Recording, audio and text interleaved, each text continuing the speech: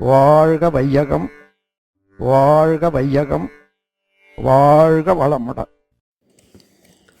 வாழ்க வையகம், வாழ்க வையகம், வாழ்க வளமுடன். குரு வாழ்க, குருவே துணை. குரு சீடர் தொடர்பு என்ற தலைப்பில் சிந்திப்போம். குரு சீடருக்கு இடையில் ஏற்படும் தொடர்பை உபதேசம் என்றும், தீட்சை என்றும், இனிஷியேஷன் என்றும், தீக்கை என்றும் கூறுவார்கள்.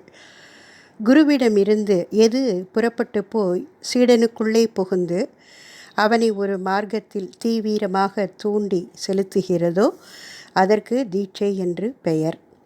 இப்படி ஒரு மார்க்கத்தில் சீடன் நுழைவதற்கு ஆரம்ப சக்தியாக இருப்பதால் தான் இனிஷியேஷன் பண்ணுவது என்கிறார்கள். ஆனால் ஆரம்பித்து வைத்து விடுவதோடு அந்த சக்தி தீர்ந்து போய் விடுவதில்லை. ஆரம்பித்து வைத்த பிறகு வழி நெடுகவும் கூட வந்து துணை செய்து மேலே மேலே அந்த சீடனை உயர்த்த செய்து நோக்கத்தை அடைந்து சித்தி பெறவும் வைக்கிறது. குருவோடு தொடர்பு ஏற்படுத்தி கொண்டால் அதுவே சாசுவதமாக அவருடைய அனுகிரகத்தை, அதாவது அருளை கொடுத்து கொண்டு நிரந்தர தொடர்பாக இருக்கும். ஒரு தடவை சுவிட்சை தட்டிவிட்டால் பல்பு தொடர்ந்து எரிந்து கொண்டே இருப்பது போல என்று கூறுகிறார்கள் மகான்கள். குருவுக்கோ சீடனிடம் ஸ்தூல தொடர்பு மிகவும் சிறிது காலம் இருந்தால் போதும், அல்லது அதுவும் கூட இல்லாமல் இருக்கலாம். ஆனால் தீட்சையின் மூலமாக அவருக்கும் சீடனுக்கும் ஏற்பட்ட சூக்குமமான அந்த தொடர்பு வாழ்நாள் முழுவதற்கும் ஆனது.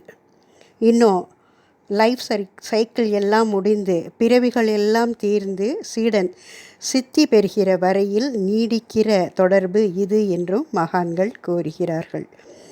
எல்லா தீட்சையிலுமே குரு தம்முடைய அனுபவ சக்தியை, அதாவது தவ சக்தியை சீடனுக்கு ஊட்டுகிற தியாகத்தை தான் செய்கிறார். அப்படி நம் குரு தன் தவ சக்தியை தீட்சை மூலம் வழங்கிய தவங்களை மேற்கொண்டு மேன்மை அடைவோம். நன்றி. வாழ்க வளமுடன். வாழ்க வளமுடன். ஸ்கை வேதாத்திரியம் அமுதம் சேனலுக்கு இதுவரைக்கும் சப்ஸ்கிரைப் பண்ணின அனைத்து அன்பர்களுக்கும் மிக்க நன்றி. வாழ்க வளமுடன். அனைவரும் வேதாத்திரிய தத்துவங்களை உலகறிய செய்வோம். இந்த சேனலை உங்கள் அன்பர்கள் அனைவருக்கும் ஷேர் செய்து பயன்பெறுங்கள். நன்றி. வாழ்க வளமுடன்.